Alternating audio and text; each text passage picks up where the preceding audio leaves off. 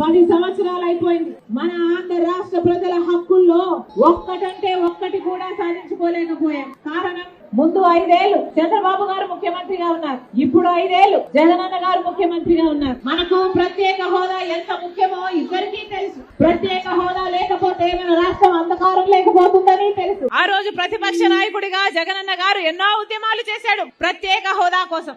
ఆ రోజు ప్రత్యేక హోదా జగనన్న గారు నిరాహార దీక్షలు కూడా చేశారు. ఆ రోజు జగనన్న గారు చెప్పిన మాట, ప్రత్యేక హోదా రావాలి అంటే మూకుమ్మడిగా రాజీనామాలు చేద్దాము అన్నారు. ప్రత్యేక హోదా ఎందుకు రాదో చూద్దాము అన్నారు జగనన్న గారు. తీరా ఎన్నికలు వచ్చాయి, జగనన్న గారు ముఖ్యమంత్రి అయ్యారు. ఇప్పుడు జగనన్న గారు ముఖ్యమంత్రి అయినాక ప్రత్యేక హోదా కోసం ఒక్కసారంటే ఒక్కసారైనా నిలబడ్డారా, మాట్లాడారా, బీజేపీని నిలదీశారా, ఒక్క నిజమైన ఉద్యమమైనా చేశారా అంటే ఒక్కటి కూడా చేయలేదు. ఒక్కసారి కూడా ప్రజల పక్షాన మాట్లాడలేదు. ఒక్కసారంటే ఒక్కసారైనా మూకుమ్మడిగా రాజీనామాలు చేద్దామన్న జగనన్న గారు ఇప్పుడు ఎందుకు రాజీనామాలు చేయడం లేదు? ఇప్పుడు అదే బీజేపీ పార్టీకి తొత్తులుగా మారారు.